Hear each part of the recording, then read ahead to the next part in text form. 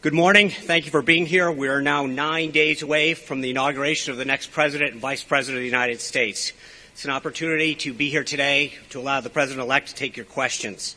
After the President-elect makes some remarks, he will introduce Ms. Sherry Dillon, a prominent attorney in Washington, D.C. with the prestigious firm of Morgan Lewis, who structured the agreements pursuant to the President's business arrangements, and she will give brief remarks.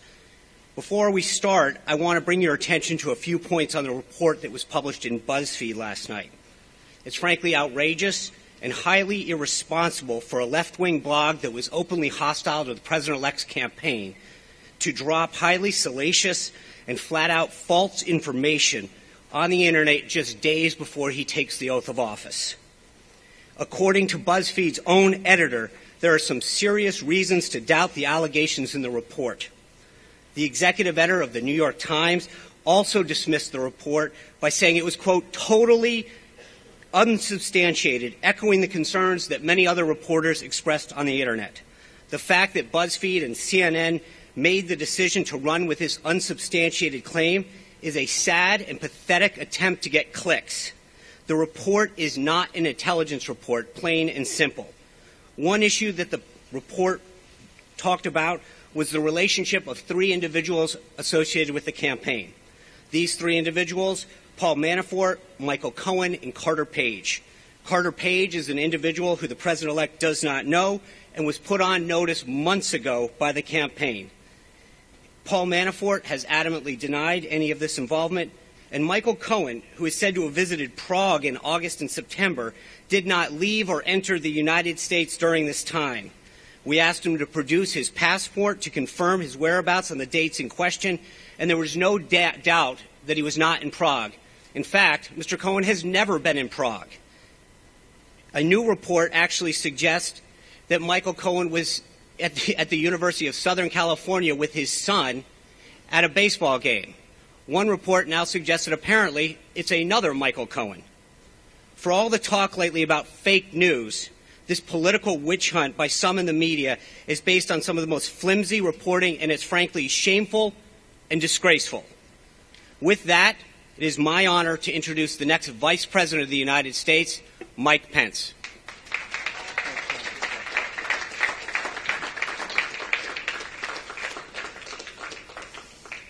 We are 9 days away from the inauguration of the 45th President of the United States of America.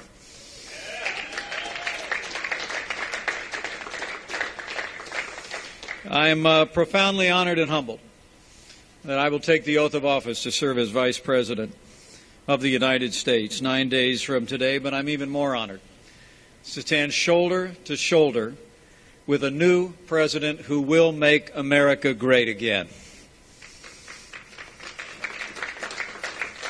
Now, the President-elect's leadership and his energy during the campaign was impressive.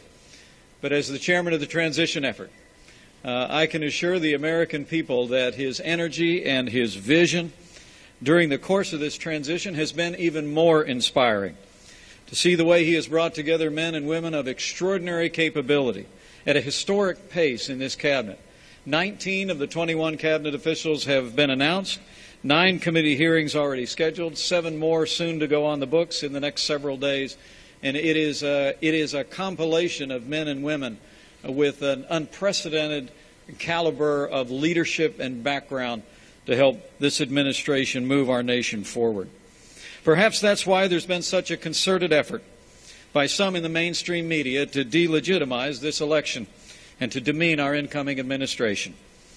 You know, I have long been a supporter of a free and independent press, and I always will be. But with freedom comes responsibility. And the irresponsible decision of a few news organizations to run with a false and unsubstantiated report when most news organizations resisted the temptation to propagate this fake news can only be attributed to media bias, an attempt to demean the President-elect and our incoming administration, and the American people are sick and tired of it.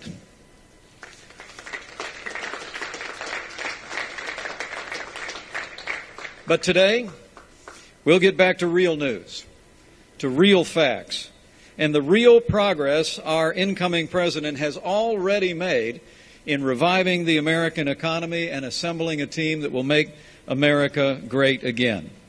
And we'll hear from the President-elect about issues that are of paramount importance to the American people today. So it is my honor to introduce to all of you my friend and the President-elect of the United States of America, Donald Trump.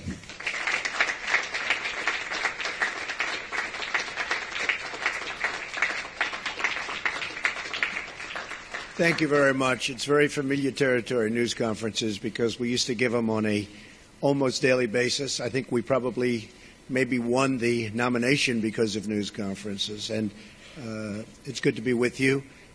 We stopped giving them because we were getting quite a bit of inaccurate news. But I do have to say that, and I must say that I want to thank a lot of the news organizations here today, because they looked at that nonsense that was released by maybe the intelligence agencies. Who knows?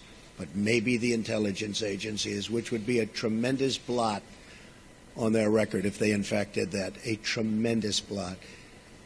Because a thing like that should have never been written, it should never have been had, and it should certainly never have been released. But I want to thank a lot of the news organizations, for some of whom have not treated me very well over the years, a couple in particular, and they came out so strongly against that fake news and the fact that it was written about by primarily one group and one television station. So I just want to compliment many of the people in the room. I have great respect for the news and great respect for freedom of the press and all of that, but I will tell you there were some news organizations, with all that was just said, that were so professional, so incredibly professional, that I've just gone up a notch as to what I think of you, okay? All right. We've had some great news over the last couple of weeks. I've been quite active, I guess you could say, in an economic way for the country. A lot of car companies are going to be moving in. We have other companies. Big news is going to be announced over the next couple of weeks about companies that are going to be building in the Midwest. You saw yesterday Fiat, Chrysler, big factory going to be built in this country as opposed to another country. Ford just announced that they stopped plans for a billion-dollar plant in Mexico, and they're going to be moving into Michigan and expanding very substantially an existing plant. I appreciate that from Ford. I appreciate it very much from Fiat Chrysler. I hope that General Motors will be following, and I think they will be. I think a lot of people will be following. I think a lot of industries are going to be coming back. We have to get our drug industry coming back. Our drug industry has been disastrous. They're leaving left and right. They supply our drugs, but they don't make them here to a large extent. And the other thing we have to do is create new bidding procedures for the drug industry, because they're getting away with murder. Pharma has a lot of lobbies, a lot of lobbyists, and a lot of power. And there's very little bidding on drugs. We're the largest buyer of drugs in the world, and yet we don't bid properly. And we're going to start bidding, and we're going to save billions of dollars over a period of time. And we're going to do that with a lot of other industries. I'm very much involved with the generals and admirals on the airplane, the F-35. You've been reading about it. And it's way behind schedule and many billions of dollars over budget. I don't like that. And the admirals have been fantastic. The generals have been fantastic. I've really gotten to know them well. And we're going to do some big things on the F-35 program and perhaps the F-18 program. And we're going to get those costs way down, and we're going to get the plane to be even better, and we're going to have some competition, and it's going to be a beautiful thing. So we've been very much involved, and other things. We had Jack Ma. We had so many incredible people coming here. Mr. Arnault. They're going to do tremendous things in this country. And they're very excited. And I will say, if the election didn't turn out the way it turned out, they would not be here. They would not be in my office. They would not be in anybody else's office. They'd be building and doing things in other countries. So there's a great spirit going on right now, a spirit that many people have told me they've never seen before, ever. We're going to create jobs. I said that I will be the greatest jobs producer that God ever created, and I mean that. I'm going to work very hard on that. We need certain amounts of other things, including a little bit of luck, but I think we're going to do a real job, and I'm very proud of what we've done, and we haven't even gotten there yet. I look very much forward to the inauguration. It's going to be a beautiful event. We have great talent, tremendous talent, and we have all of the bands, or most of the bands, from the different segments of the military. And I've heard some of these bands over the years. They're incredible. We're going to have a very, very elegant day. The 20th is going to be something that will be very, very special, very beautiful. And I think we're going to have massive crowds because we have a movement. It's a movement like the world has never seen before. It's a movement that a lot of people didn't expect. And even the polls, although some of them did get it right, but many of them didn't. And that was a beautiful scene on November 8th as those states started to pour in. And we focused very hard on those states, and they really reciprocated. And those states are going to have a lot of jobs, and they're going to have a lot of security. They're going to have a lot of good news for their veterans. And by the way, speaking of veterans, I appointed today the head secretary of the Veterans Administration, David Shulkin, and we'll do a news release in a little while. I'll tell you about David. He's fantastic. He's fantastic. He will do a truly great job. One of the commitments I made is that we're going to straighten out the whole situation for our veterans. Our veterans have been treated horribly. They're waiting in line for 15, 16, 17 days. Cases where they go in and they have a minor early stage form of cancer and they can't see a doctor. By the time they get to the doctor, they're terminal. It's not going to happen. It's not going to happen. So David is going to do a fantastic job. We're going to be talking to a few people also to help David. And we have some of the great hospitals of the world going to align themselves with us on the Veterans Administration, like the Cleveland Clinic, like the Mayo Clinic, a few more that we have. And we're going to set up a group. These are hospitals that have been the top of the line, the absolute top of the line. And they're going to get together with their great doctors. Dr. Toby Cosgrove, as you know, from the Cleveland Clinic, has been very involved. Ike Perlmutter has been very, very involved, one of the great men of business. And we're going to straighten out the VA for our veterans. I've been promising that for a long time.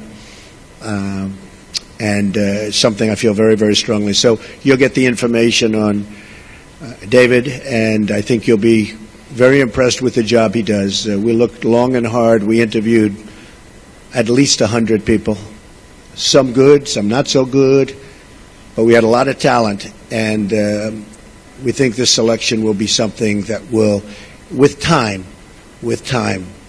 straighten it out, and straighten it out for good, because our veterans have been treated very unfairly. Okay, questions? Yes, John? Thank you.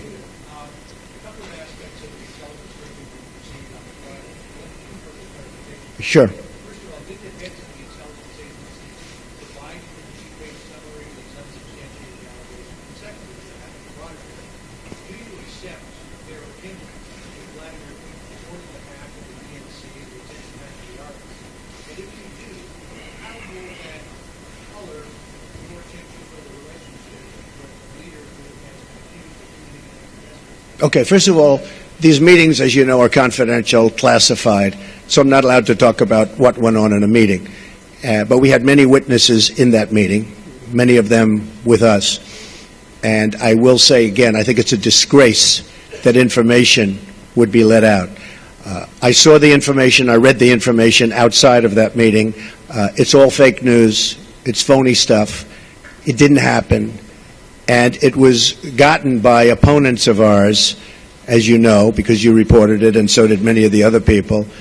It was a group of opponents that got together, sick people, and they put that crap together. So I will tell you that not within the meeting, but outside of the meeting, somebody released it. It should never have been, number one, shouldn't have even entered paper, but it should never have been released. But I read what was released, and I think it's a disgrace. I think it's an absolute disgrace. As far as hacking, I think it was Russia, but I think we also get hacked by other countries and other people.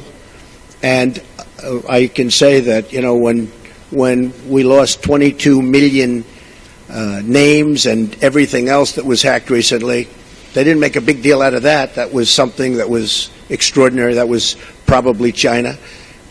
We have much hacking going on, and one of the things we're going to do, we have some of the greatest computer minds anywhere in the world that we've assembled. You saw just a sample of it 2 weeks ago up here, where we had the 6 top people in the world.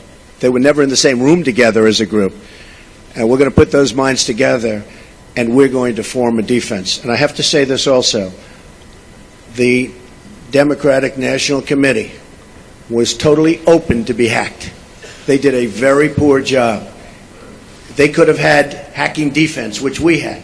And I will give Reince Priebus credit, because when Reince saw what was happening in the world and with this country, he went out and went to various firms and ordered a very, very strong hacking defense. And they tried to hack the Republican National Committee, and they were unable to break through. We have to do that for our country. It's very important.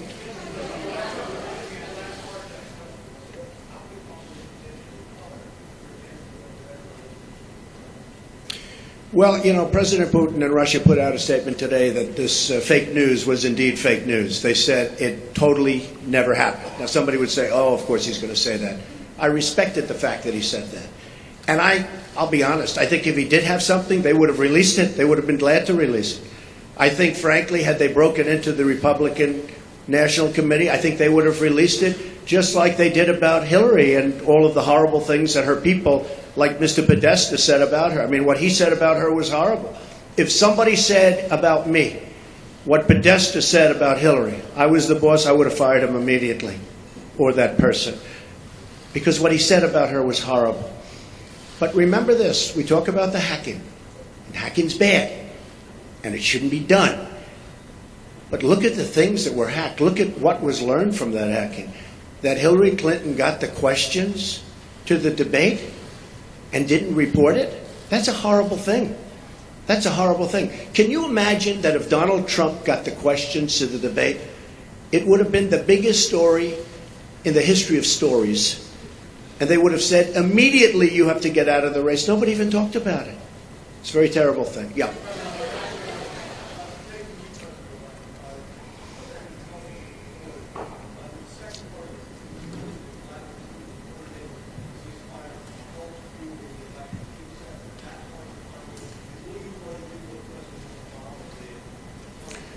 Well, if Putin likes Donald Trump, I consider that an asset, not a liability, because we have a horrible relationship with Russia.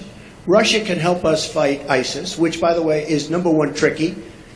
I mean, if you look, this administration created ISIS by leaving at the wrong time. The void was created, ISIS was formed. If Putin likes Donald Trump, guess what, folks? That's called an asset, not a liability. Now, I don't know that I'm going to get along with Vladimir Putin. I hope I do, but there's a good chance I won't. And if I don't, do you honestly believe that Hillary would be tougher on Putin than me? Does anybody in this room really believe that? Give me a break. Okay.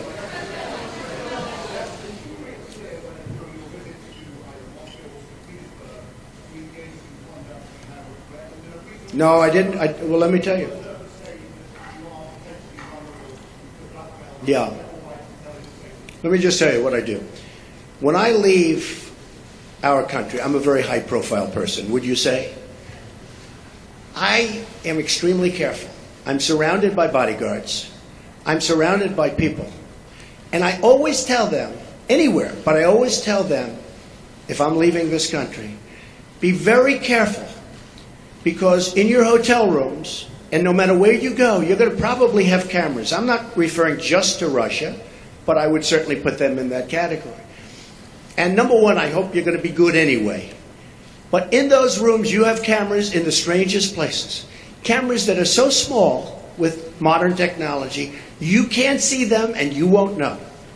You better be careful, or you'll be watching yourself on nightly television. I tell this to people all the time. I was in Russia years ago with the Miss Universe contest, which did very well. Moscow, the Moscow area, did very, very well. And I told many people, be careful, because you don't want to see yourself on television. Cameras all over the place. And again, not just Russia, all over. Does anyone really believe that story? I'm also very much of a germaphobe, by the way. Believe me.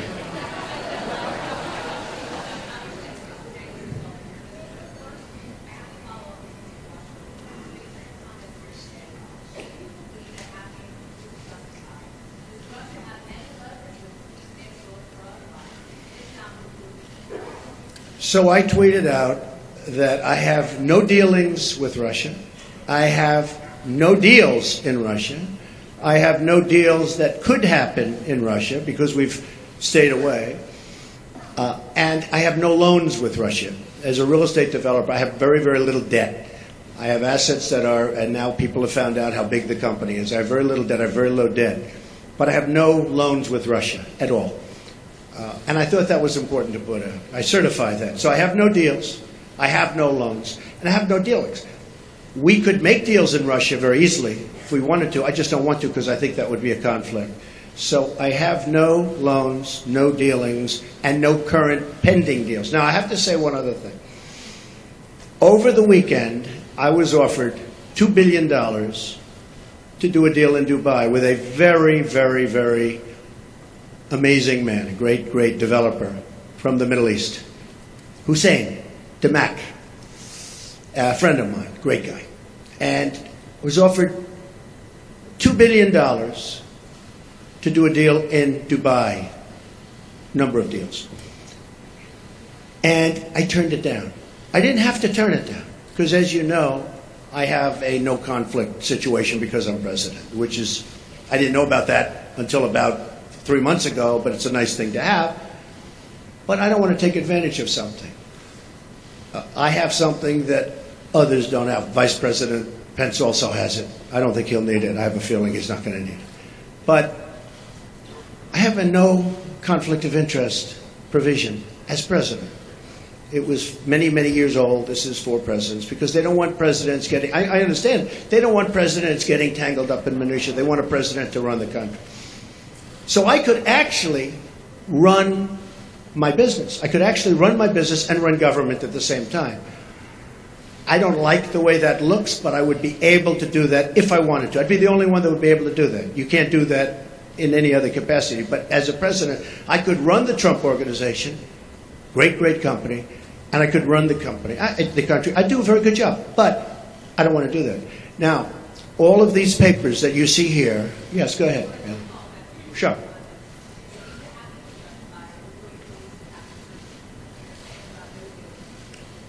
Well, I'm not releasing the tax returns because, as you know, they're under audit. Oh, gee, I've never heard that. Oh, gee, I've never heard that. I've never heard that before. You know, the only one that cares about my tax returns are the reporters. Okay, they're the only ones. But no, I don't think so. I won. I mean, I became president. No, I don't think they care at all. I don't think they care at all. I think you care. I think you care. First of all, you learn very little from a tax return. What you should do is go down to federal elections and take a look at the numbers. And actually, people have learned a lot about my company, and now they realize my company is much bigger, much more powerful than they ever thought. We're in many, many countries, and I'm very proud of it. And what I'm going to be doing is my two sons, who are right here, Don and Eric, are going to be running the company. They are going to be running it in a very professional manner. They're not going to discuss it with me. Again, I don't have to do this. They're not going to discuss it with me.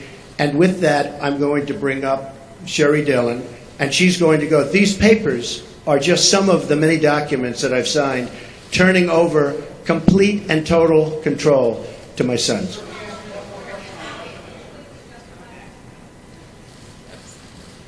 Good morning. It's my honor and privilege to be here today at President-elect Trump's request. He's asked me, as you just heard, to speak about the conflicts of interest and the steps he's taking. As you know, the business empire built by President-elect Trump over the years is massive, not dissimilar to the fortunes of Nelson Rockefeller when he became vice president. But at that time, no one was so concerned. President-elect Trump wants the American public to rest assured that all of his efforts are directed to pursuing the people's business and not his own. To that end, as he explained a few moments ago, he directed me and my colleagues at the law firm Morgan, Lewis & Bockius to design a structure for his business empire that would completely isolate him from the management of the company.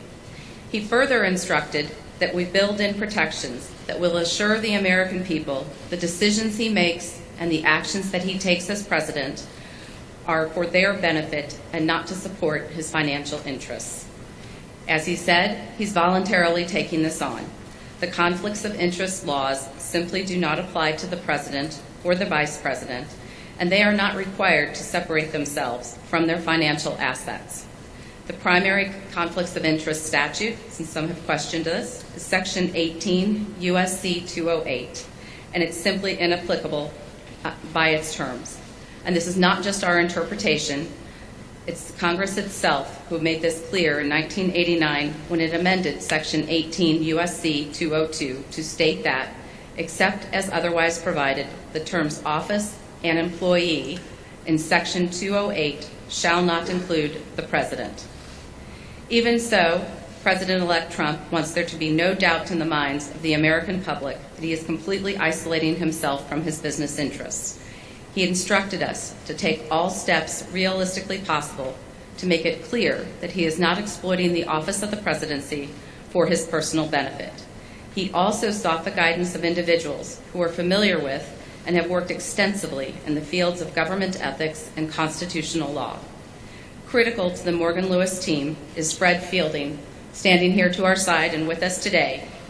And many of you have known him. He has served several presidents over the years, including serving as counsel to Presidents Ronald Reagan and George W. Bush, as well as serving on President George H.W. Bush's Commission on Federal Ethics Law Reform, and he also held the position of Vice Chair of the Ethics Resource Center. Mr. Fielding has been extensively involved with and approved this plan. He's here today to support the plan, and he will continue to provide guidance as the plan is implemented and as Eric, Don, along with others, take over management of the Trump Organization. I'm going to detail some of the extraordinary steps now that the President-elect is taking.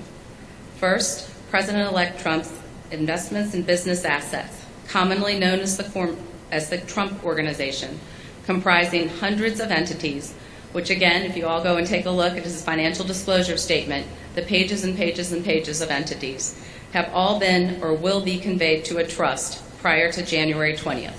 Here is just some of the paperwork that's taking care of those actions. Second, through the trust agreement, he has relinquished leadership and management of the Trump Organization to his sons, Don and Eric, and a longtime Trump executive, Alan Weisselberg. Together, Don, Eric, and Alan will have the authority to manage the Trump Organization and will make decisions for the duration of the presidency without any involvement whatsoever by President-elect Trump. Further, at the President-elect's direction, the trust agreement provides to ensure the Trump Organization continues to operate in accordance with the highest and legal ethics standards, an ethics advisor will be appointed to the management team. The written approval of the ethics advisor will be required for new deals, actions, and transactions that could potentially raise ethics or conflicts of interest concerns. President-elect Trump, as well as Don, Eric, and Alan, are committed to ensuring that the activities of the Trump Organization are beyond reproach and cannot be perceived to be exploitive of the office of the presidency. President-elect Trump will resign from all officer and other positions he holds with the Trump Organization entities. Further, in addition, his daughter Ivanka will have no further involvement with or management authority whatsoever with the Trump Organization. As she and Jared move their family to D.C., Ivanka will be focused on settling her children into their new homes and their new schools. The President-elect has also already disposed of all of his investments in publicly traded or easily liquidated investments. As a result, the trust will have two types of assets. First, it will hold liquid assets, cash, cash equivalents, and treasuries, and perhaps some positions in a government-approved diversified portfolio, one that is consistent with the regulations from the Office of Government Ethics. Second, the trust is going to hold his pre-existing, illiquid, but very valuable business assets, the ones that everyone here is familiar with. Trump owned, operated, and branded golf clubs, commercial rental property, resorts, hotels, rights to royalties from pre-existing licenses of Trump marks, productions, and goods. So things like Trump Tower, Mar-a-Lago, all of his other business assets, 40 Wall Street, will all be in the trust. Through instructions in the trust agreement, President-elect Trump first ordered that all pending deals be terminated. This impacted more than 30 deals, many of which were set to close by the end of 2016. As you can well imagine, that caused an immediate financial loss of millions of dollars, not just for President-elect Trump, but also for Don, Ivanka, and Eric. The trust agreement, as directed by President Trump, imposes severe restrictions on new deals. No new foreign deals will be made whatsoever during the duration of President Trump's presidency. New domestic deals will be allowed, but they will go through a vigorous vetting process.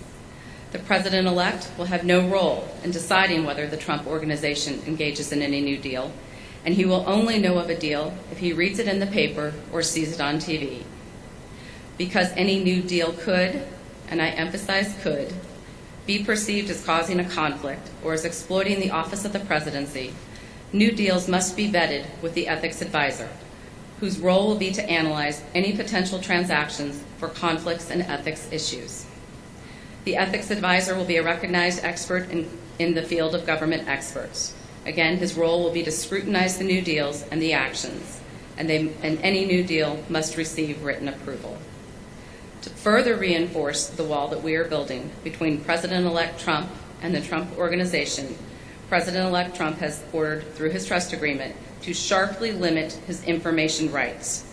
Reports will only be available and reflect profit and loss on the company as a whole. There will be no separate business-by-business accounting. Another step that President-elect Trump has taken is he created a new position at the Trump Organization, the position of Chief Compliance Counsel, whose responsibility will be to ensure that the Trump businesses, again, are operating at the highest levels of integrity and not taking any actions that could be perceived as exploiting the office of the presidency. He has also directed that no communications of the Trump Organization, including social media accounts, will reference or be tied to President-elect Trump's role as President of the United States or the office of the presidency. In sum, all of these actions, complete relinquishment of management, no foreign deals, ethics advisor approval of deals, sharply limited information rights, will sever President-elect Trump's presidency from the Trump Organization. Some have asked questions. Why not divest? Why not just sell everything? Form a blind trust? And I'd like to turn to addressing some of those questions now. Selling, first and foremost, would not eliminate possibilities of conflicts of interest. In fact, it would exacerbate them.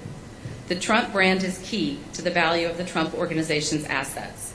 If President-elect Trump sold his brand, he would be entitled to royalties for the use of it, and this would result in the trust retaining an interest in the brand without the ability to assure that it does not exploit the office of the presidency.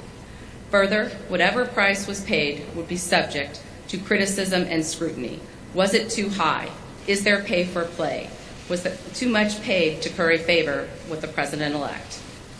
And selling his assets without the rights to the brand would greatly diminish the value of the assets and create a fire sale.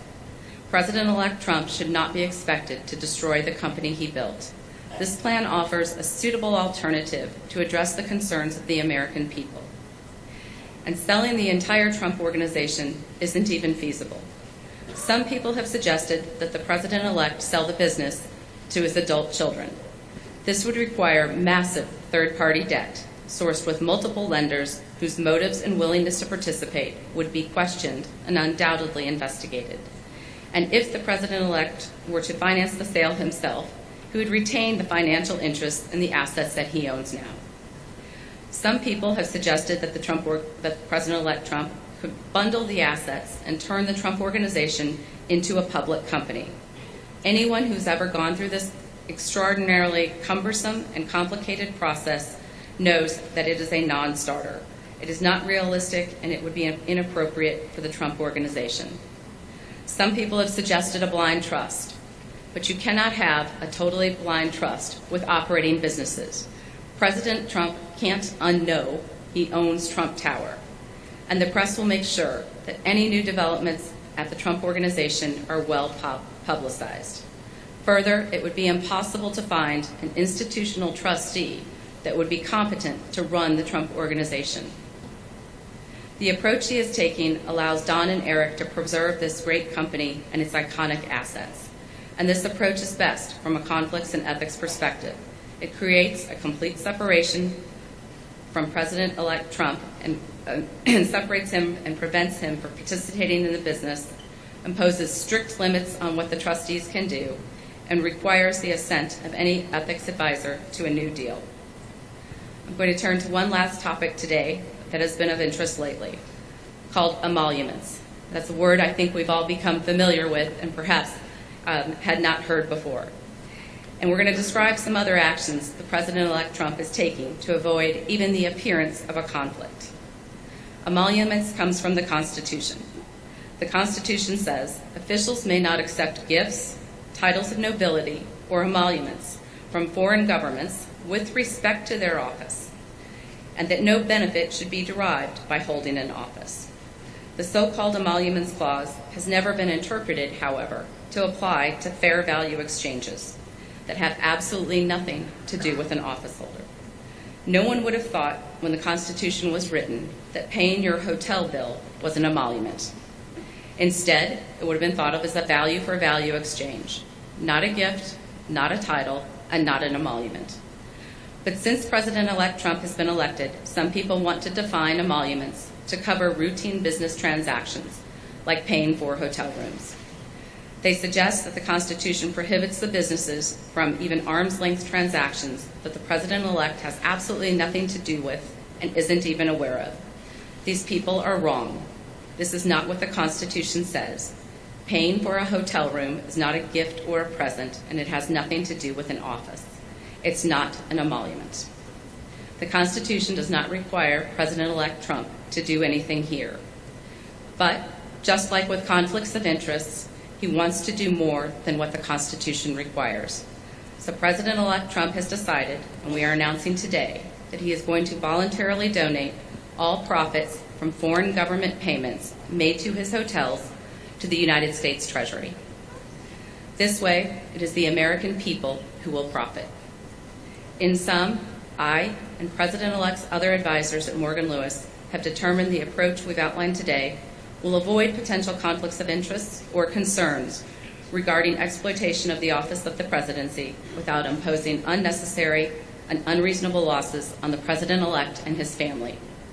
We believe this structure and these steps will serve to accomplish the president-elect's desire to be isolated from his business interests and give the American people confidence that his sole business and interest is in making America great again, bringing back jobs to this country, securing our borders, and rebuilding our infrastructure.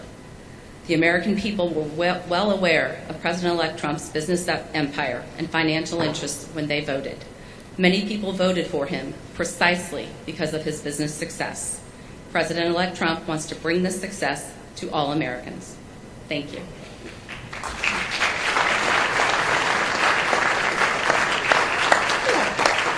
My pleasure. Good. I'll lose your notes. Thank you. Thank you.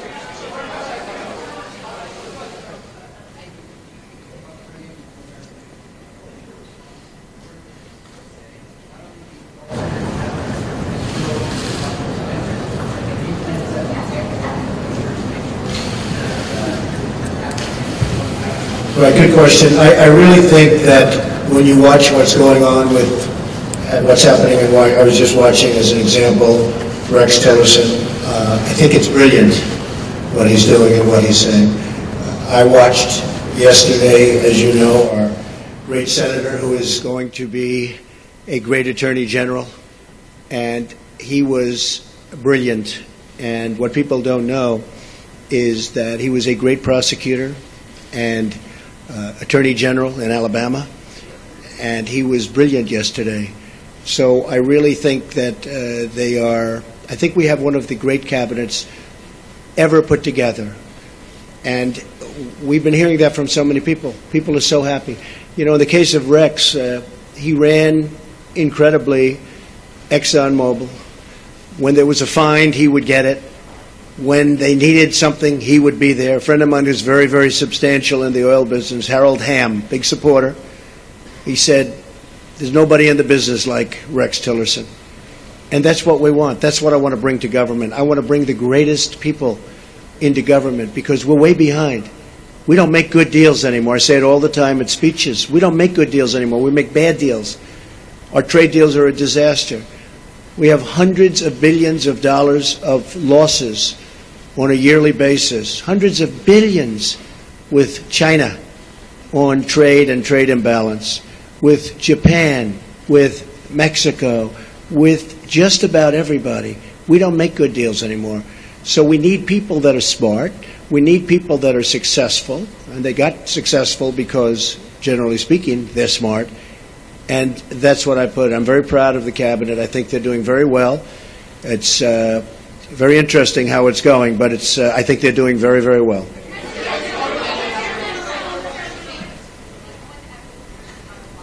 Yeah.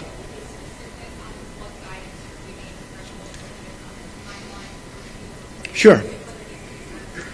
Finally, Obamacare. I thought it was never going to be asked. Uh-oh.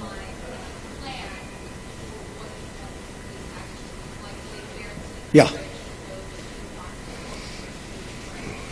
You're going to be very, very proud, as not only the media and reporters, you're going to be very proud of what we put forth having to do with health care.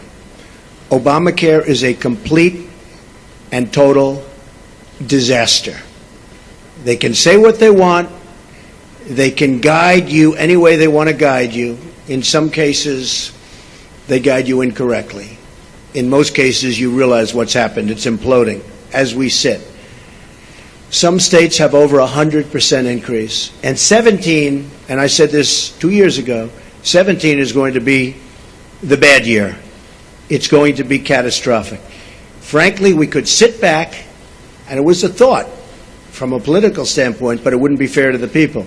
We could sit back and wait and watch and criticize.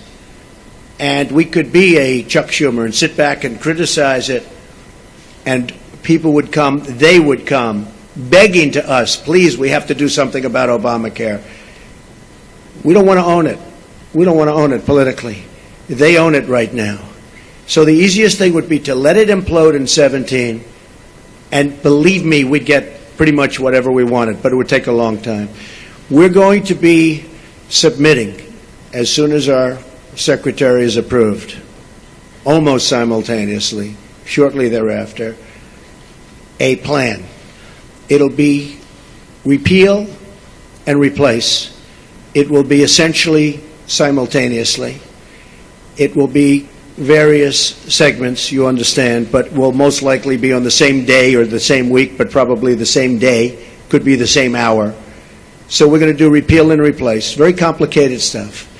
And we're going to get a health bill passed. We're going to get health care taken care of in this country. You have deductibles that are so high that after people go broke paying their premiums, which are going through the roof, the health care can't even be used by them because the deductibles are so high. Obamacare is the Democrats' problem. We are going to take the problem off the shelves for them. We're doing them a tremendous service by doing it. We could sit back and let them hang with it. We are doing the Democrats a great service. So as soon as our secretary is approved and gets into the office, we'll be filing a plan, and it was actually pretty accurately reported today, the New York Times, and the plan will be repeal and replace Obamacare.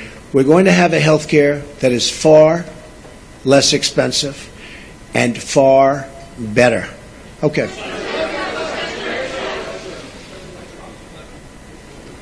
Well, I was going right here. All right, go ahead, then CBS. Go.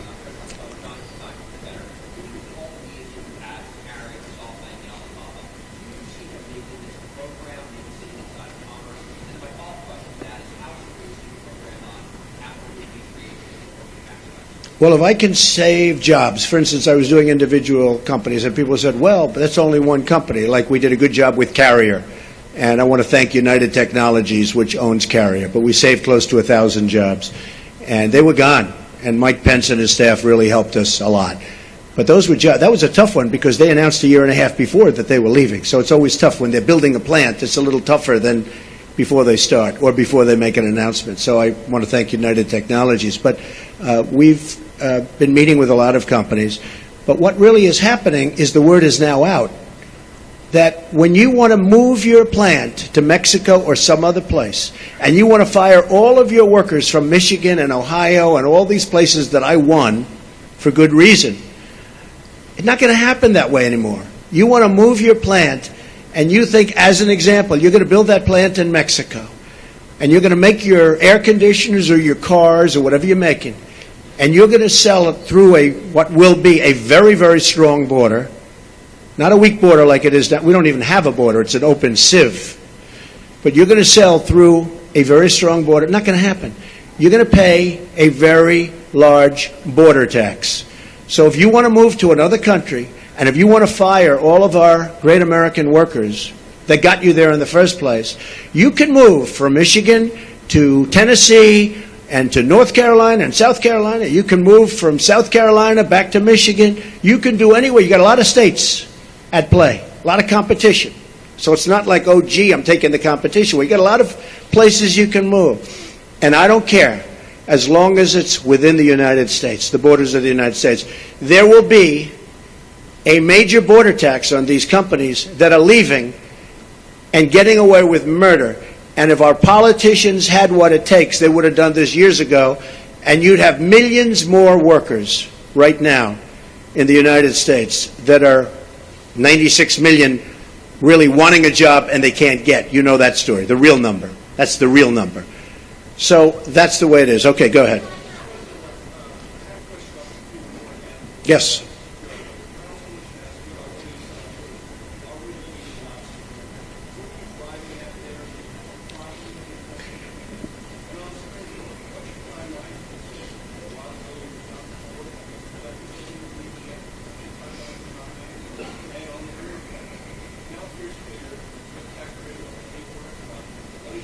That's not clear at all. Okay, I got it. You have any more? On the fence. It's not a fence, it's a wall. You just misreported it. We're going to build a wall. I could wait about a year and a half until we finish our negotiations with Mexico, which will start immediately after we get to office, but I don't want to wait. Mike Pence is leading an effort to get final approvals through various agencies and through Congress for the wall to begin. I don't feel like waiting a year or a year and a half. We're going to start building. Mexico, in some form, and there are many different forms, will reimburse us, and they will reimburse us for the cost of the wall. That will happen, whether it's a tax or whether it's a payment, probably less likely that it's a payment, but it will happen. So remember this, okay? I would say we are going to build a wall, and people would go crazy. I would then say, who's going to pay for the wall? And people would all scream out, 25, 30,000 people, because nobody's ever had crowds like Trump has had. You know that. You don't like to report that, but that's okay. Okay, now he agrees. Finally, he agrees. But I say, who's going to pay for the wall? And they will scream out, Mexico. Now, reports went out last week, oh, Mexico's not going to pay for the wall because of a reimbursement. What's the difference? I want to get the wall started. I don't want to wait a year and a half until I make my deal with Mexico. So, and we probably will have a deal sooner than that. And by the way, Mexico has been So nice. So nice. I respect the government of Mexico. I respect the people of Mexico. I love the people of Mexico. I have many people from Mexico working for me. They're phenomenal people. The government of Mexico is terrific. I don't blame them for what's happened. I don't blame them for taking advantage of the United States. I wish our politicians were so smart. Mexico has taken advantage of the United States. I don't blame the representatives and various presidents, etc., of Mexico. What I say is we shouldn't have allowed that to happen. It's not going to happen anymore. So in order to get the wall started, Mexico will pay for the wall, but it'll be reimbursed. Okay? Supreme Court judge. So, as you know, I have a list of 20. I've gone through them. We've met with numerous candidates. They're outstanding in every case. They were largely recommended and highly recommended by Federalist Society. Jim DeMint was also very much involved in his group, which is fantastic, and he's a fantastic guy. So between Leo and Jim DeMint and some senators and some Congress people, we have a great group of people. I'll be making the decision on who we will put up for Justice of the United States Supreme Court, a replacement for the great, great Justice Scalia. That will be probably within 2 weeks of the 20th. So within about 2 weeks, probably the second week. I consider the first day because we'll also be doing some pretty good signings. And I think what we'll do is we'll wait till Monday. That will be our really first business day, as opposed to doing it on Friday, because on Friday people are going to have a very good time at the inauguration. And then Saturday, as you know, we're having a big church service and lots of good things are happening. So our first day, and you'll all be invited to the signings, but we'll be doing some pretty good signings on Monday and Tuesday and Wednesday and Thursday and Friday, and then also the next week. And you're all invited. But on the Supreme Court, I'll be making that decision, and it'll be a decision which I very strongly believe in. I think it's one of the reasons I got elected. I think the people of this country did not want to see what was happening with the Supreme Court. So I think it was a very, very big decision as to why I was elected.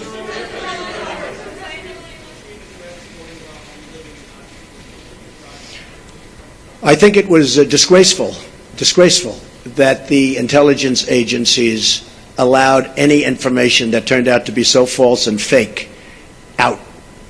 I think it's a disgrace. And I say that, and that's something that Nazi Germany would have done and did do. I think it's a disgrace. That information that was false and fake and never happened got released to the public. As far as BuzzFeed, which is a failing pile of garbage, writing it, I think they're going to suffer the consequences. They already are. And as far as CNN going out of their way to build it up, and by the way, we just found out, I was coming down, Michael Cohen. Michael Cohen is a very talented lawyer. He's a good lawyer in my firm. It was just reported that it wasn't this Michael Cohen they were talking about. So all night long, it's Michael Cohen. I said, I want to see your passport. He brings his passport to my office. I say, hey, wait a minute. He didn't leave the country. He wasn't out of the country. They had Michael Cohen of the Trump Organization was in Prague. It turned out to be a different Michael Cohen. It's a disgrace what took place. It's a disgrace. And I think they ought to apologize to start with Michael Cohen. Go ahead. Go ahead. No, not you. Not you. Your organization's terrible. Your organization's terrible. Let's go. Go ahead. Quiet. Go ahead. She's asking a question. Don't be rude. Don't be rude. Don't be rude. No, I'm not going to give you a question. I'm not going to give you a question. You are fake news. Go ahead. Go ahead.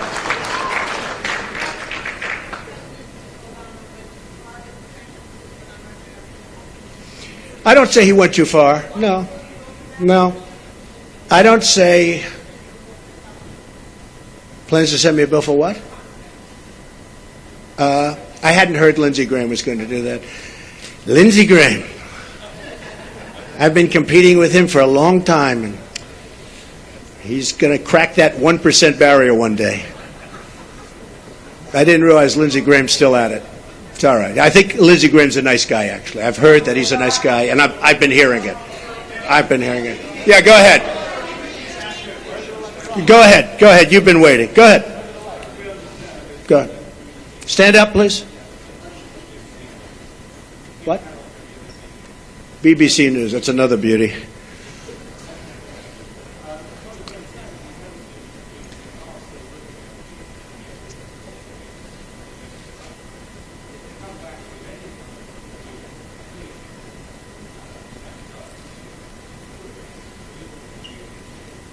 There's nothing they can come back with.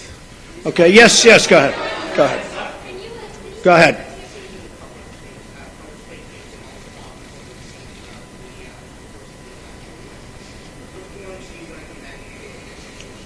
Well, I don't recommend reforms. I recommend people that have some moral compass.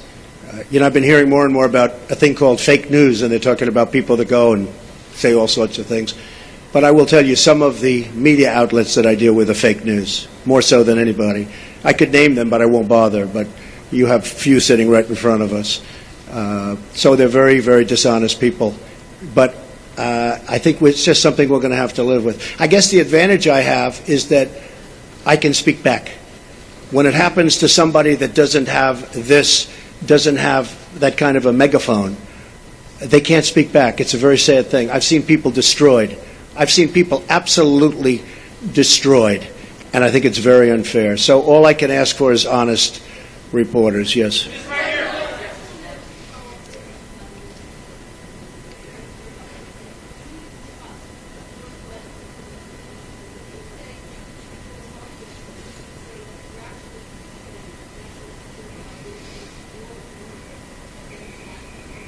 Intelligence agencies are vital and very, very important.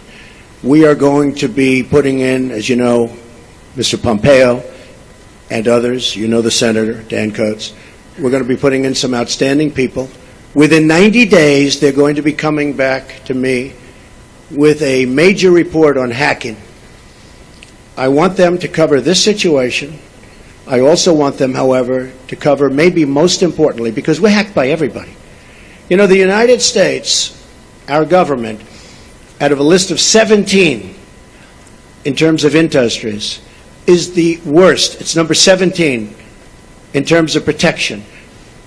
If you look at the retail industry, if you look at the banking industry, various industries, out of 17 industries, they put this in the category of an industry, the United States is last in terms of protecting, let's say, hacking defense. Like we had a great hacking defense at the Republican National Committee. That's why we weren't hacked. By the way, we were told they were trying to hack us, but they weren't able to hack. And I think I get some credit because I told Reince, and Reince did a phenomenal job, but I said, I want strong hacking defense. The Democratic National Committee didn't do that. Maybe that's why the country runs so badly that way. But I will tell you, wait, let me finish. Within 90 days, we will be coming up with a major report on hacking defense. How do we stop this new phenomena, fairly new phenomena? Because the United States is hacked by everybody. That includes Russia and China and everybody. Everybody. Okay. Go ahead.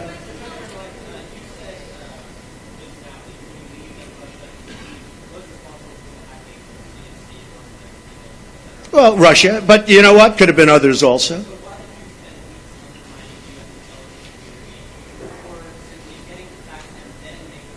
Well, I think it's pretty sad when intelligence reports get leaked out to the press. I think it's pretty sad. First of all, it's illegal. These are classified and certified meetings and reports. And I'll tell you what does happen.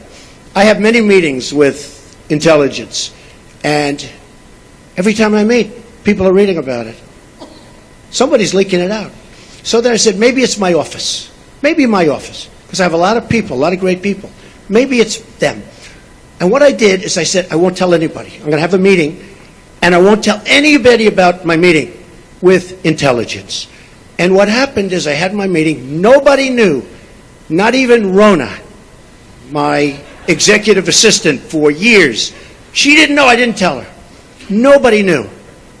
The meeting was had, the meeting was over, they left, and immediately the word got out that I had a meeting. So I don't want that. I don't want that. It's very unfair to the country. It's very unfair to our country what's happened. That report should have never, first of all, it shouldn't have been printed because it's not worth the paper it's written on. And I thank the New York Times for saying that. I thank a lot of different people for saying that. But I will tell you, that should never, ever happen. Okay.